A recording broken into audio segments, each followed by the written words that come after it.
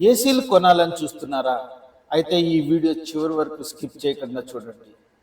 Welcome to Jaishil TV. వేసవి ప్రారంభం నుండే ఎండలు మండిపోతున్నాయి. రోజు రోజుకి వేసవి తీవ్రత పెరుగుతుంది. ఇంట్లో ఉక్కబోత మొదలైంది. ఫ్యాన్ కింద సైతం ఉండలేని పరిస్థితి. కూలర్లు ఉన్న గది అంతా చల్లదనం రాదు. దీంతో ప్రజలు ఏసీల కొనుగోలుకు ఆసక్తి చూపిస్తున్నారు. ఈ కామర్స్ యాప్లలో, బయట మార్కెట్లలో ఏసీల విక్రయాలు జోరందుకున్నాయి. వాటి ఎంపికలో జాగ్రత్తలు తీసుకోవాలని, ప్రత్యేకతలు, రేటింగ్, వారంటీ తదితరాలను పరిశీలించాలని నిపుణులు చెబుతున్నారు. ఏసీ కొనుగోలుదారులు తీసుకోవలసిన జాగ్రత్తలు: గది పరిమాణానికి తగిన సామర్థ్యం ఉన్న ఏసీ తీసుకోవాలి. 110 చదరపు అడుగుల పరిమాణంలో గది ఉంటే 1 టన్ను, 110 నుంచి 160 చదరపు అడుగుల విస్తీర్ణం కలిగిన గదికి 1.5 టన్ను, 160 నుంచి 200 చదరపు అడుగుల గదికి 2 టన్ సామర్థ్యం ఉన్న ఏసీని ఎంచుకోవాలి. పెద్ద గదికి తక్కువ సామర్థ్యం కలిగిన వాటిని కొనుగోలు చేస్తే కరెంటు వినియోగం పెరుగుతుంది. ఏసీ కొనుగోలు చేసేటప్పుడు ముఖ్యంగా ఐసర్ రేటింగ్ చూడాలి. బ్యూరో ఆఫ్ ఎనర్జీ ఎఫిషియన్సీ ప్రమాణాల ప్రకారం ప్రతి 2 సంవత్సరాలకు ఐసర్ రేటింగ్ మారుతుంది. ప్రస్తుతం ఐసర్ రేటింగ్ 5 అంతకంటే ఎక్కువ ఉంటే 5 స్టార్ రేటింగ్ ఉంటుంది. రేటింగ్ 4.4 టు 4.99 మధ్యన ఉంటే 4 రేటింగ్ ఉంటుంది. రేటింగ్లో తేడా వల్ల విద్యుత్ వినియోగంలో మార్పు ఉంటుంది. తక్కువగా వినియోగించే వారికి 3 స్టార్ రేటింగ్ కలిగి సరిపోతాయని నిపుణులు చెబుతున్నారు. నిత్యం ఏసీ ఉపయోగించేవారు ఇన్వర్టర్తో కూడిన ఏసీ కొనుగోలు చేసుకుంటే మంచిది. ఇది విద్యుత్తును పొదుపు చేస్తుంది. మోటార్ వేగాన్ని నియంత్రిస్తూ గది ఉష్ణోగ్రతను సర్దుబాటు చేస్తుంది.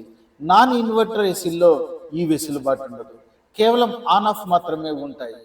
ప్రతిసారి ఆన్ ఆఫ్ అవటం వలన గది ఉష్ణోగ్రత స్థిరంగా ఉండకపోవడంతో పాటు విద్యుత్ వినియోగం అధికంగా ఉంటుంది. కేవలం వేసవిలో మాత్రమే రోజుకు 3 నుంచి 4 గంటలు ఉపయోగించేవారు నాన్ ఇన్వర్టర్ ఏసీని కొనుక్కోవచ్చు. మార్కెట్లో చాలా వరకు కన్వర్టబుల్ ఏసీలు అందుబాటులో ఉన్నాయి. చిన్న గదిలో 1.5 టన్నుల సామర్థ్యం కలిగిన వాటిని ఏర్పాటు చేసిన అవసరం మేరకు 1 టన్ను, 0.8 టన్ను ఇలా సామర్థ్యాన్ని మార్చుకోవచ్చు.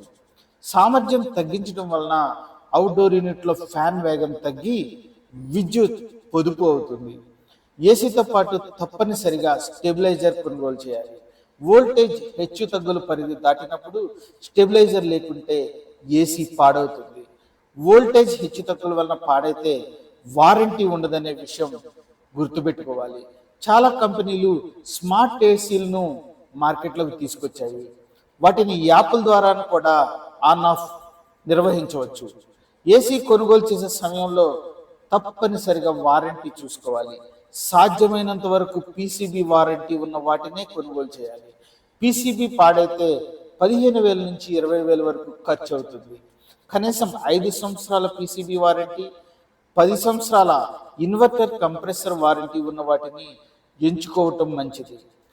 ధరల విషయంలో జాగ్రత్త: ఈ కామర్స్ సంస్థల మధ్య ధరల విషయంలో తేడాలు ఉంటాయి. ఆఫర్లు ఉంటే గమనించాలి. కొన్ని సందర్భాల్లో ఈ కామర్స్ సంస్థల కంటే కంపెనీల డీలర్ల వద్ద కూడా తక్కువ ధరకు లభిస్తాయి.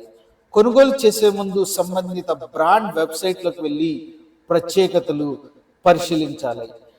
డెలివరీ, ఇన్స్టాలేషన్ ఛార్జీల గురించి ముందుగానే మాట్లాడుకోవాలి.